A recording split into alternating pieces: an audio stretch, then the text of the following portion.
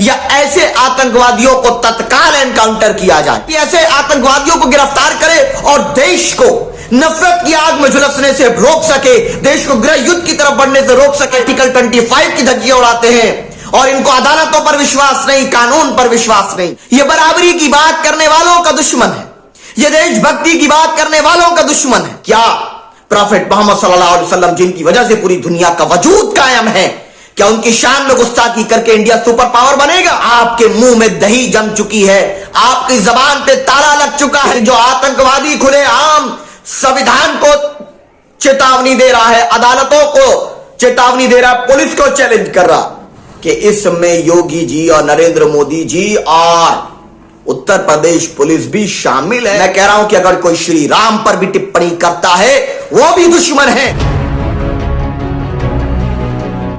Social media से जानकारी प्राप्त हुई कि यतीनंद नाम का एक आतंकवादी, जिसके जेर निगरानी आसिफ नाम के बच्चे के साथ पानी को लेकर अत्याचार हुआ था, वो प्रॉफेट मोहम्मद सल्लल्लाहु अलैहि वसल्लम की शान में गुस्ताखी कर रहा है, बकवास कर रहा है। मैं सवाल उन लोगों से पूछना चाहता हूं जो देश के सेकुलरिज्म की बात करते हैं और जो संविधान की रक्षा की जिम्मेदारी, लोकतंत्र की रक्षा की जिम्मेदारी जिन लोगों पर है। अगर कोई आतंकवादी आतंक फैलाए किसी भी मजहबी पेशवा पर, नबी करीम सल्लल्लाहु अलैहि वसल्लम पर या सनातन धर्म के आस्था रखने वाले लोगों के लिए श्री राम पर या ईसा मसीह पर इस तरह की बकवास करता है, इस तरह की बेहुदा बात करता है, तो क्या उनकी जिम्मेदारी नहीं है कि इन लोगों पर टेररिस्ट एक्ट एनएसए के तहत कार्रवाई करके देशद्रोह में मुकदमा दर्ज करके जेल में डालें या ऐसे आतंकवादियों को तत्काल एनकाउंटर किया जाए? यह जिम्मेदारी क्या उत्तर प्रदेश पुलिस की नहीं बनती है कि उत्तर प्रदेश पुलिस माननीय डीजीपी ऐसे आतंकवादियों को गिरफ्तार करे और देश को नफरत की आग में झुलसने से रोक सके, देश को गृह युद्ध की तरफ बढ़ने से रोक सके, जो धार्मिक पेशवाओं को बुरा भला कहते हैं और आर्टिकल 25 की धज्जियां उड़ाते हैं और इनको अदालतों पर विश्वास नहीं, कानून पर विश्वास नहीं। लेकिन अफसोस तो तब होता है जब अखिलेश जी, राहुल जी, मायावती जी, ममता जी, जो तमाम सेकुलरिज्म का चोला ओढ़ते हैं, अरविंद केजरीवाल जी, एक ट्वीट नहीं करते उनके खिलाफ। आपको बता दूं, उसने वो बकवास जो की है वो दिल्ली के प्रेस क्लब में की है, जहां से पार्लियामेंट 1.5 किलोमीटर दूर है। कहां चले गए वो तमाम कानून के जानकार, कहां चले गए संविधान के रक्षक? सुप्रीम कोर्ट की दूरी वहां से मात्र 1 किलोमीटर दूर है, जहां बैठ करके वो प्रॉफेट मोहम्मद सल्लल्लाहु अलैहि वसल्लम, और हमारा अकीदा यह है, हमारा रिलीजियस बिलीफ यह है कि जो गुस्ताखे रसूल है वो वलदुल हराम है। और पूरी दुनिया का वजूद अगर कायम है तो प्रॉफेट मोहम्मद सल्लल्लाहु अलैहि वसल्लम की वजह से है। अगर प्रॉफेट मोहम्मद सल्लल्लाहु अलैहि वसल्लम का वजूद अल्लाह को कायम में न लाना होता तो न कोई इंसान होता, न पहाड़ होते, न दरिया होता, न दुनिया होती, न कायनात होती। हमारा रिलीजियस बिलीफ है। और मुसलमान नबी करीम सल्लल्लाहु अलैहि वसल्लम की शान के लिए जान भी कुर्बान कर सकता है। लेकिन हम लोग बार बार ये आगाह कर रहे हैं, इस तरह के आतंकवादियों को जो देश के अंदर सामाजिक ताने बाने को रोज चेतावनी दे रहे हैं, उनको रोकने वाला आज कोई क्यों नहीं है? कल को जब नौजवान हमारी बात न मानते हुए जज्बात में आकर कोई फैसला लेगा, फिर कहेंगे ऐसा हो गया वैसा हो गया।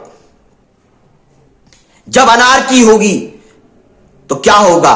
और यह व्यक्ति किसी धर्म का दुश्मन नहीं, यह इंसानियत का दुश्मन है।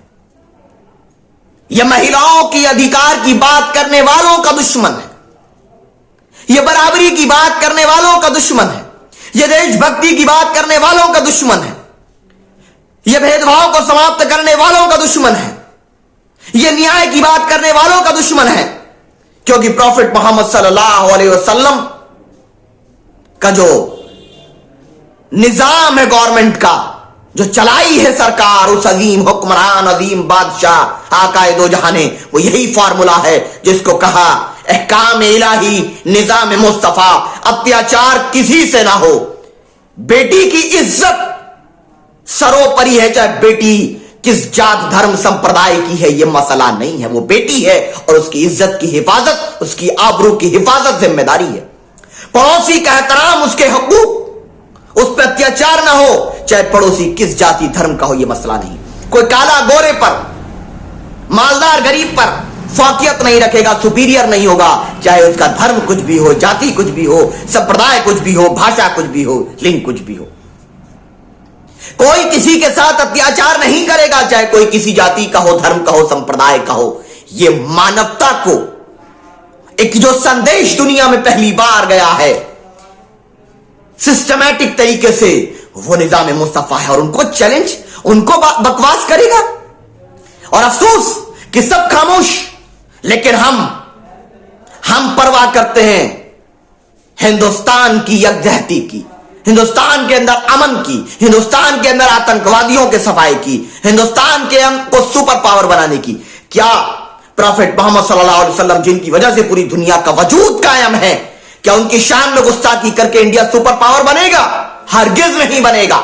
इंडिया सुपर पावर बनेगा तो उनके फार्मूले पर चल के बनेगा। और इंशाअल्लाह, जैसा कहा हमारे अध्यक्ष जी ने, कि हम लोग अहकाम इलाही निजाम मुस्तफा का राज कायम करके संपूर्ण मानवता के साथ न्याय करेंगे। और एक बात फिर हम स्पष्ट कर दें कि Ghaziabad police, Delhi police, DGP साहब, मुख्यमंत्री जी और नरेंद्र मोदी जी और तमाम वो सेकुलरिज्म की झूठा नकाब डालने वाले अखिलेश जी, केजरीवाल जी, मायावती जी, प्रियंका जी, राहुल जी, ममता जी और भी जितने जी है, तेजस्वी जी, बताओ, आपके मुंह में दही जम चुकी है, आपकी जबान पे ताला लग चुका है कि मोहसिन इंसानियत, दुनिया का अजीम लीडर, वो लीडर जिसने भेदभाव को समाप्त किया दुनिया से, जिसने देशभक्ति का फार्मूला दुनिया को बताया, जिसने अत्याचार को समाप्त करके न्याय की विचारधारा को स्थापित किया, जिसने बेटियों के सम्मान, महिलाओं के सम्मान का वो क्राइटेरिया तय किया कि बेटी है तब भी बाप के लिए जन्नत, मां है तो बेटे के लिए, बीवी है तो शौहर के लिए, बहन है तो भाई के लिए, ये क्राइटेरिया, ये फॉर्मूला तय किया। औरतों के एहतराम का, इज्जत का उनको अधिकार दिए। उनके लिए एक शब्द सेकुलरिज्म के लिए नहीं बोले। आर्टिकल 25 क्या कहता है? Freedom of religion. लेकिन आर्टिकल 19 का मतलब यह नहीं कि कुछ भी बोलो। अगर हम कुछ बोल दे, पहली बात तो हम ये बकवास करने में विश्वास न करते, न कभी करेंगे। हमारा लक्ष्य शांति है।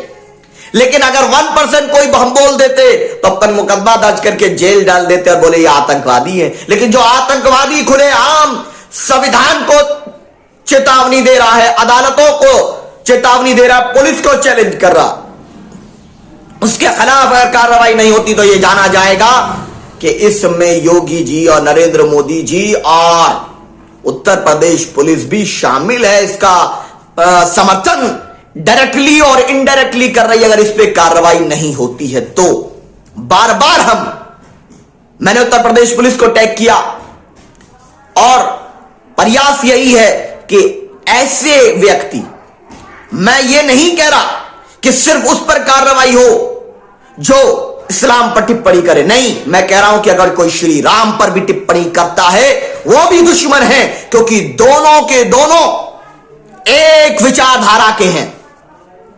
ना तो कुरान पाक इजाजत देता किसी मजहबी पेशवा को गाली देने की, ना संविधान इजाजत देता। तो जो श्री राम को बुरा बोले, जो व्यक्ति नबी करीम सल्लल्लाहु अलैहि वसल्लम के ताल्लुक से बोले, ईसा मसीह को बोले, वो कुरान और संविधान दोनों का दुश्मन है, अदालतों का दुश्मन है, जुडिशरी का दुश्मन है, और जो इनका दुश्मन है वो इंसानियत का दुश्मन है।